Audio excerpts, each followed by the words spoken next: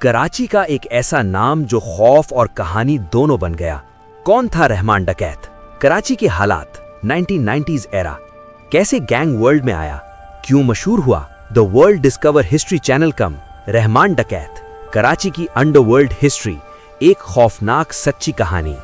कराची पाकिस्तान का सबसे बड़ा शहर। ये शहर सिर्फ रोशनियों, समंदर और बिजनेस का मरकज नहीं, बल्कि उन कहानियों का भी घर है जो अक्सर अंधेरों में दफन रहती हैं।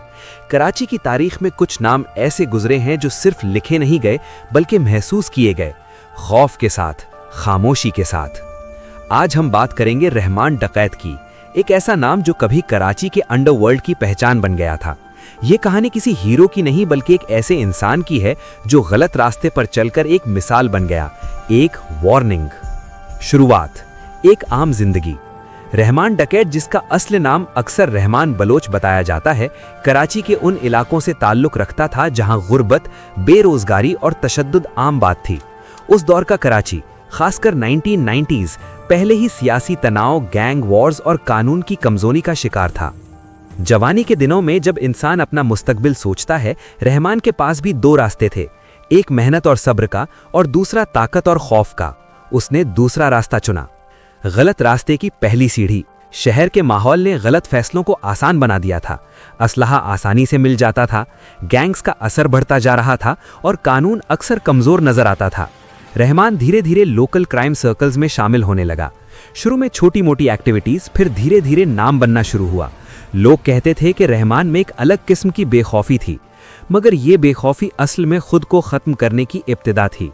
अंडरवर्ल्ड में उरूज। वक्त के साथ रहमान डकैत का नाम कराची के अंडरवर्ल्ड में तेजी से फैल गया। वो सिर्फ एक फर्द नहीं रहा बल्कि एक सिंबल बन गया, खौफ का सिंबल। एक्सटॉर्शन, क्लैशेस और गैंग राइवलरीज ने शहर के अमन को बुरी तरह मुतासिर किया। आम शहरी जो सिर्फ अपनी रोजी रोटी चाहता था, वो इस तशद्दुद के दरमियान पिसने लगा। मीडिया ने रहमान डकैत को मोस्ट वांटेड के तौर पर पेश किया। पुलिस और लॉ एनफोर्समेंट एजेंसीज के लिए वो एक बड़ी चैलेंज था, मगर अंडरवर्ल्ड की दुनिया में हर उरूज के साथ जवाल भी लिखा होता है। खौफ की हुक्मरानी। इस दौर में रहमान का नाम लेना भी लोगों के लिए मुश्किल होता था। लोग डर के मारे खामोश रहते थे, बिजनेस बंद हो जाते, इलाके सुनसान हो जाते। मगर खौफ कभी परमानेंट नहीं होता। खौफ सिर्फ वक्त खरीदता है, जिंदगी नहीं। ये वो सच है जो हर क्राइम लॉर्ड देर से समझता है। लॉ एनफोर्समेंट का दबाव। शहर में हालात जब हद से ज्यादा बिगड़ने लगे तो लॉ एनफोर्समेंट एजेंसीज ने ऑपरेशन तेज कर दिए, इंटेलिजेंस नेटवर्क्स एक्टिव हुए, रेड्स बढ़ने लगे और एनकाउंटर्स का सिलसिला शुरू हुआ। रहमान डकैत के लिए दायरा तंग होता जा रहा था। अब वो सिर्फ एक गैंग लीडर नहीं रहा था बल्कि एक प्राइम टारगेट बन चुका था। वो रास्ता जो कभी पावर का लगता था, अब सिर्फ बचने की कोशिश बन चुका था। अंजाम, सच का सामना।